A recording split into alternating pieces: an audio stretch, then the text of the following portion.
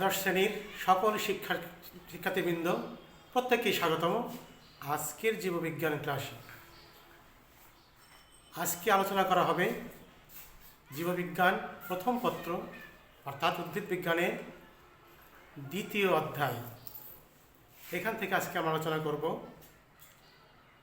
Meiosis একের prophase এক তার 5টি উপপর্যায়। মিওসিস কাকে বলে? মিওসিস বা মায়োসিস তোমাদের মনে আছে হয়তো, যে কোষ বিভাজন প্রক্রিয়ায় ক্রোমোজোম একবার কিন্তু নিউক্লিয়াস 2বার বিভাজিত হয়, সেই বিভাজনটার নামই হলো মিওসিস বা মায়োসিস কোষ বিভাজন। এখন সমস্ত মিওসিস কোষ বিভাজন প্রক্রিয়াটাকে 2টা প্রধান ভাগে ভাগ করা হয়, মিওসিস 1 এবং মিওসিস 2। মিওসিস 1 এখানে আবার কয়েকটি ভাগ আছে, যেমন prophase 1, prometaphase 1, metaphase 1, anaphase 1, telophase 1। Mitosis কোষ বিভাজনের মতো এই ভাগগুলো। সেখান থেকে আজকে আলোচনা করা হবে প্রোফেজ 1-এর 5টি উপপর্যায়। তোমরা ছবিতে দেখতে পাচ্ছ এখানে মায়োসিস কোষ বিভাজনের প্রোফেজ 1-এর 5টি উপপর্যায় ধাপসমূহের ছবি চিহ্নিত করা আছে, অঙ্কন এবং চিহ্নিত করা আছে। তো দেখা যাচ্ছে কি কি সেই 5টি উপপর্যায়: লেপ্টোটিন, জাইগোটিন, প্যাকাইটিন, ডিপ্লোটিন এবং ডায়াকাইনেসিস। এই 5টি উপপর্যায়ে ভাগ করা হয় মিওসিস 1-এর প্রোফেজ 1। এখন তাহলে আলোচনায় আসি 5টি ধাপের বর্ণনা, 5টি উপপর্যায়।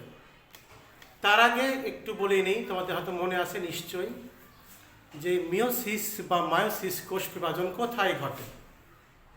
এটি সাধারণত জনন মাতৃকোষে সম্পন্ন হয়। উচ্চ শ্রেণীর উদ্ভিদ কোষের ক্ষেত্রে পরাগধানী এবং ডিম্বকের মধ্যে ঘটে মিওসিস কোষ বিভাজন।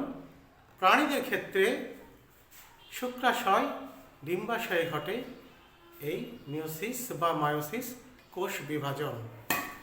এখন তাহলে আলোচনায় আসি এই 5টি উপপর্যায় কিভাবে সম্পন্ন হয়।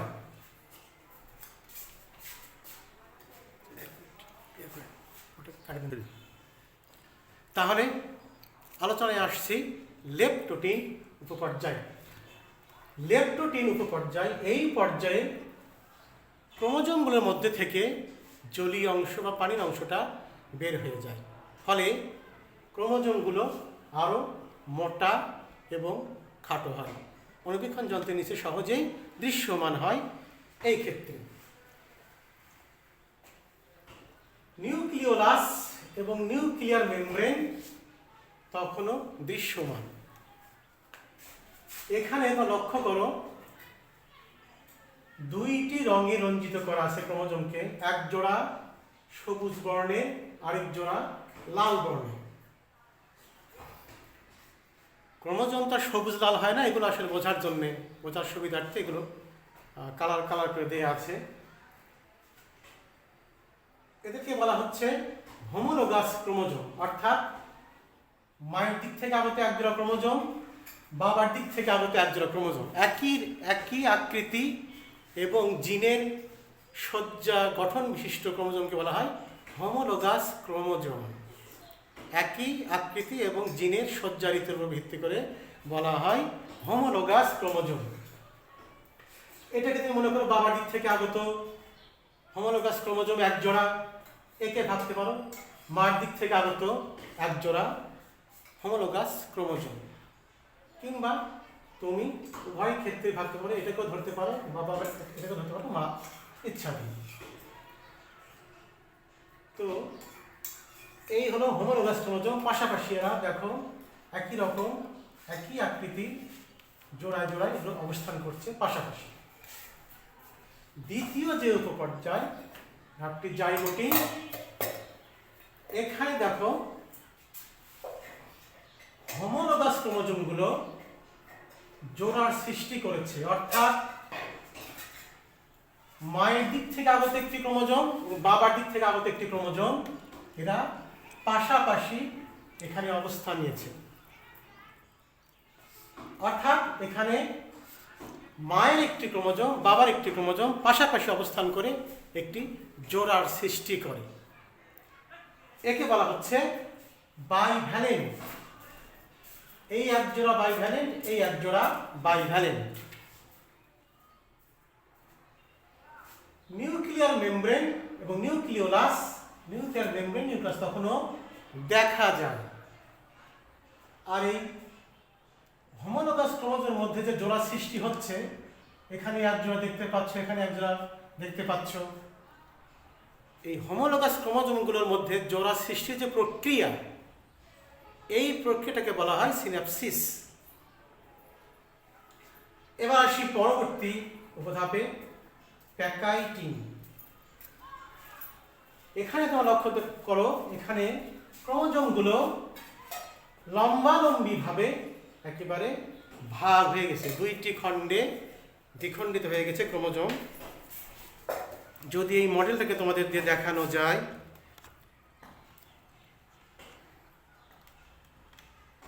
যদি একে আমরা একটা ক্রোমোজোম কল্পনা করি বা চিন্তা করি, যদি এই ক্রোমোজোমটাকে মাঝখান দিয়ে একেবারে চিরে, একেবারে লম্বালম্বি চিরে দ্বিখণ্ডিত করা হয়, তাহলে এই রকম দুইটা খণ্ড দেখা যাবে।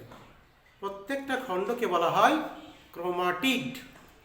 তাহলে একটি ক্রোমোজোম লম্বভাবে দ্বিখণ্ডিত হয়ে দুইটি ক্রোমাটিডের সৃষ্টি করে। তবে ক্রোমাটিড সৃষ্টি করলেও এরা একেবারে বিচ্ছিন্ন হয়ে যায় না। সেন্ট্রোমিয়ার, এখানে ছোট্ট, জানি না বুঝতে পারছো কিনা, এখানে ছোট্ট একটি গোল চিহ্নিত করা অংশ দেখা যাচ্ছে, যেখানে কোনো রং দেওয়া হয়নি বা রং সৃষ্টি হয়নি। এখানে সেন্ট্রোমিয়ার জায়গায় এইভাবে যুক্ত থাকে। এখন একে যদি আমরা এখানে স্থাপন করি, জিনিসটাকে অনেকটা এরকম দেখাবে। এরকম ক্রোমোজোমটা ক্রোমাটিডে বিভক্ত হয়ে এইভাবে অবস্থান করে। এইভাবে এই ছোট্ট একটি মডেলের সাহায্যে এটাকে দেখানো যায়। আচ্ছা, এটা একটি কাজ, একটি উল্লেখযোগ্য কাজ এখানে হচ্ছে। তাহলে ক্রোমোজোমগুলো ক্রোমাটিডে বিভক্ত হয়। এখানে 1 2 3 4, অর্থাৎ 1 2 3 4। এখানেও দেখো 1 2 3 4, চারটি করে, অর্থাৎ সেন্ট্রোমিয়ারের উভয় পাশে। একে আমরা বলি বাহু। এটি একটি বাহু, এটি একটি বাহু, এটি একটি বাহু, এটি একটি বাহু, অর্থাৎ চারটা বাহু। আর এই পুরো ক্রোমোজোমকে বলা হচ্ছে, যেহেতু চারটা ভাগে ভাগ, একে বলা হচ্ছে টেট্রাড। এইভাবে প্যাকাইটিন উপপর্যায়ে সেরা টেট্রাড সৃষ্টি করে এবং দ্বিখণ্ডিত হয়, এবং নিউক্লিয়ার মেমব্রেন নিউক্লিয়াস তখনও দৃশ্যমান হয় বা দেখা যায়। প্যাকাইটিন উপপর্যায়ে আরেকটি কাজ হয়।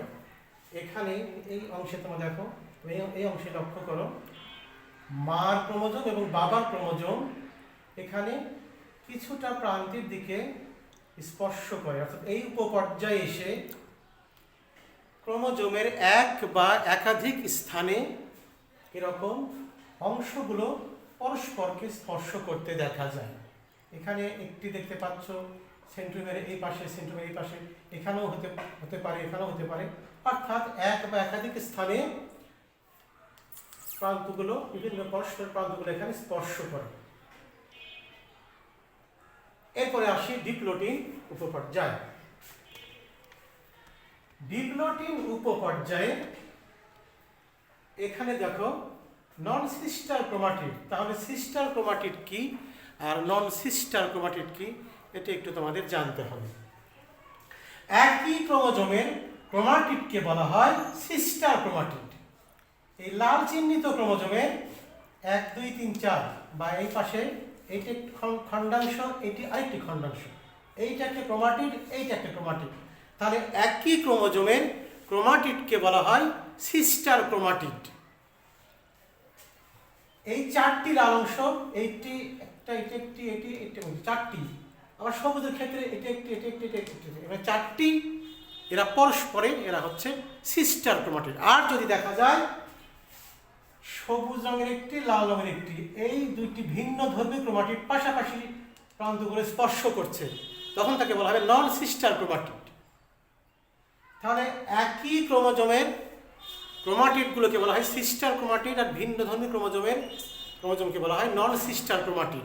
ডিপ্লোটিন উপপর্যায়ে এসে দেখা যায়, লক্ষ্য করো, নন সিস্টার ক্রোমাটিড, সবুজ একটি, লাল একটি, বোঝার সুবিধার জন্য সবুজ একটি, লাল একটি, এই দুটো ক্রোমাটিড, অর্থাৎ এখানে নন সিস্টার ক্রোমাটিড, দুইটি নন সিস্টার ক্রোমাটিড পরস্পরের প্রান্তকে স্পর্শ করে।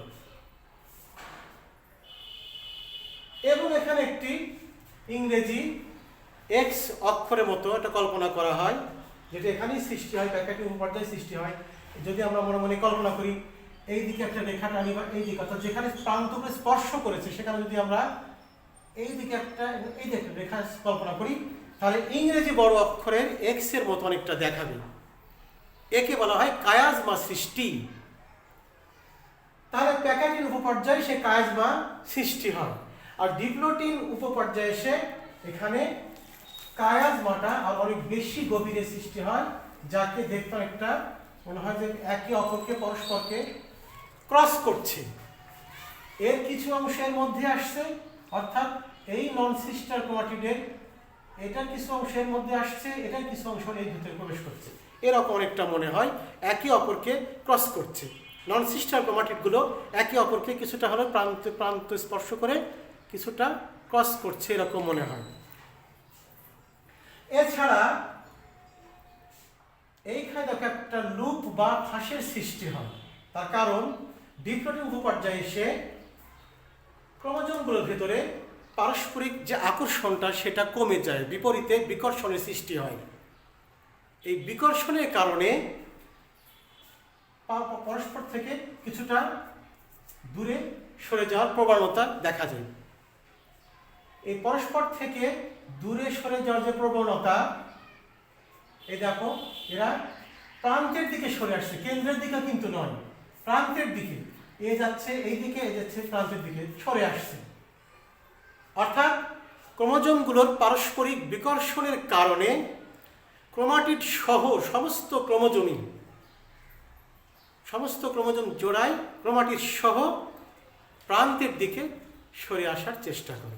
একে বলা হয় প্রান্তীয়করণ বা টার্মিনালাইজেশন।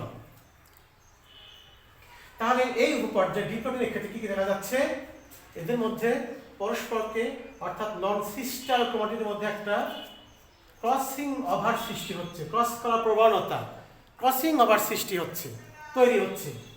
আর কি হচ্ছে, লুপ বা ফাঁসের সৃষ্টি হচ্ছে, যেহেতু পরস্পরকে এরকম প্রান্তের দিকে এই দিকে টানছে, এই দিকে টানছে, ফলে এইখানে একটা গ্যাপ বা একটা ফাঁকা জায়গার সৃষ্টি হয়, একে বলা হয় লুপ বা ফাঁস। তাহলে এখানে ক্রসিং ওভার তৈরি হচ্ছে, লুপ বা ফাঁস তৈরি হচ্ছে, এবং প্রান্তীয়করণ দেখা যাচ্ছে। নিউক্লিয়ার মেমব্রেন এবং নিউক্লিয়াস কখনো দেখা যায় বটে, তবে এখানে লক্ষ্য করো, এখানে যতটা এই ছবির যতটা গাঢ় দেখা যাচ্ছে নিউক্লিয়াসকে, এখানে অতটা গাঢ় নয়, ধীরে ধীরে ফিকে বর্ণ ধারণ করছে। তার মানে ডিপ্লোটিন উপপর্যায়ে এসে নিউক্লিয়াস ধীরে ধীরে ধীরে ধীরে অদৃশ্য হতে শুরু করে।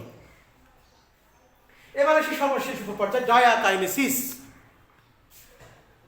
এটার সঙ্গে এটার পার্থক্য কি লক্ষ্য করো, এইদিকে ভেতরের যে গ্যাপটা বা লুপটা আরো বেশি এখানে তৈরি হয়, অনেক বেশি গ্যাপ বা লুপ বা ফাঁসের তৈরি হয়েছে এখানে। আর এখানে যে ক্রসিং ওভার আমরা দেখতে পেয়েছিলাম, ক্রসিং ওভার এখানে পুরোপুরি সম্পন্ন, অর্থাৎ দুটো নন সিস্টার ক্রোমাটিডের মধ্যে কিছুটা অংশের বিনিময় ঘটে ডায়াকাইনেসিস এসে।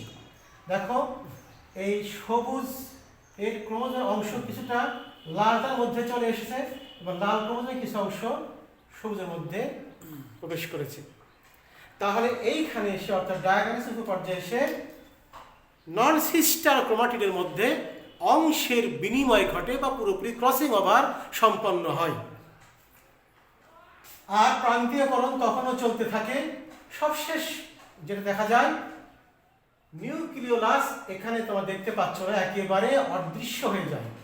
ডায়াকিনেসিস শেষে নিউক্লিওলাস একেবারে বিলুপ্ত বা অদৃশ্য হয়। সেই সাথে নিউক্লিয়ার মেমব্রেন, এটাও দেখো ডট ডট চিহ্নের মতো দেওয়া আছে, অর্থাৎ নিউক্লিয়ার মেমব্রেন এই উপপর্যায়ে সে ধীরে ধীরে ধীরে ধীরে একেবারে বিলুপ্ত বা অদৃশ্য হতে থাকে। যদি আমরা প্যাকেট এনে খেতে ধরি তাহলে দেখবা এই মডেলটা এখানে যদি ধরি, এইটাকে এরকম দেখা যাবে, যেটা একে ধরলে আর অনেক বেশি এখানে লুপ বা পাশের তৈরি হয়।